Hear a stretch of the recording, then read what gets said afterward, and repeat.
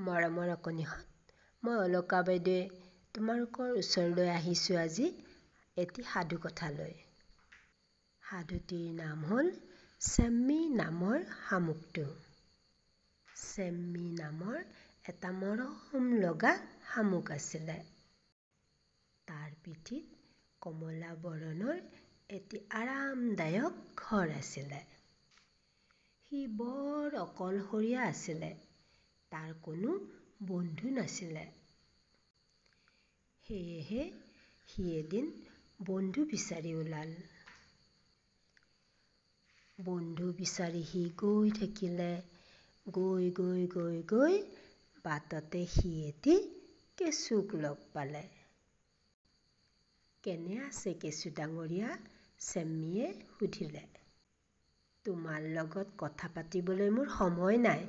মোৰ এগাল গাঁত খান্দিবলৈ আছে", কেঁচুৱে ক'লে। "বাৰু" এইবুলি কৈ চেম্মী গৈ থাকিল। তাৰ পাছত সি এটা পৰুৱাক লগ পালে। "নমস্কাৰ পৰুৱা ভনীটি", চেম্মীয়ে ক'লে।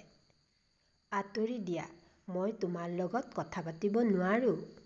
মই এই বাদামটো কঢ়িয়াই নিব লাগে। দেখা নাই মই ব্যস্ত", পৰুৱাজনীয়ে গড়গড়াই উঠিল। "ভাল বাৰু", চেম্মীয়ে দুখ মনেৰে ক'লে আৰু নিজৰ বাট ল'লে। সি ওপৰলৈ চালে আৰু এপাহ ডাঙৰ ফুল দেখা পালে। সি হুমুনিয়াহ কাঢ়িলে। "কোনে জানে, ইয়াৰ ওপৰত থকা কোনোবাই মোৰ সৈতে কথা পাতিবও খুজিব পাৰে।" সেইবুলি সি ওপৰলৈ আৰু ওপৰলৈ বগাবলৈ লাগিল।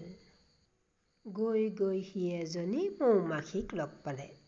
"নমস্কাৰ মৌ-কুঁৱৰী", চেম্মীয়ে সম্ভাষণ জনালে। "ভোঁ-ওঁ-ওঁ", মৌ-কুঁৱৰীয়ে ক'লে। "মই খন্তেকো ৰ'ব নোৱাৰো। চোৱাচোন, এই আটাইবোৰ ফুলৰ মৌ গোটাবলৈ আছে।" তাকে কৈ সি উৰি গুচি গ'ল। বেচেৰা চেম্মী বৰ বেজাৰ পালে আৰু কান্দিবলৈ ধৰিলে।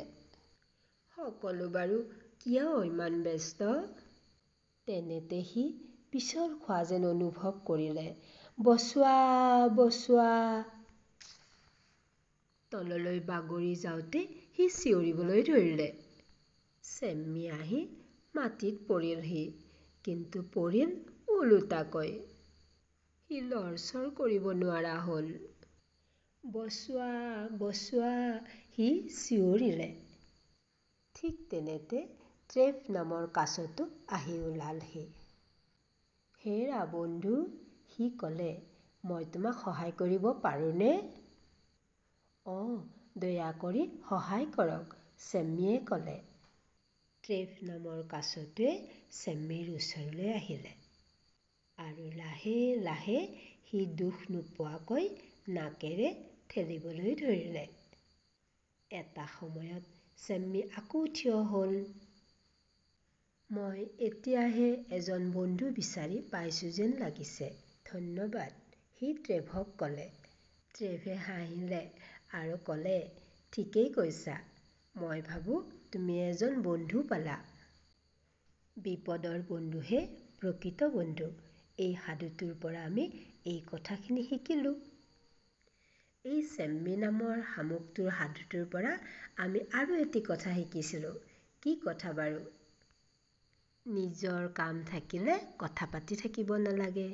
কেঁচুৱে, পৰুৱাই আৰু মৌ-মাখিয়ে আমাক তাকেই বুজালে, নহয় জানো? গতিকে আজিৰ পৰা আমিও নিজৰ কাম শেষ নকৰাকৈ কথা নাপাতো। আজিলৈ আহোঁ। ধন্যবাদ।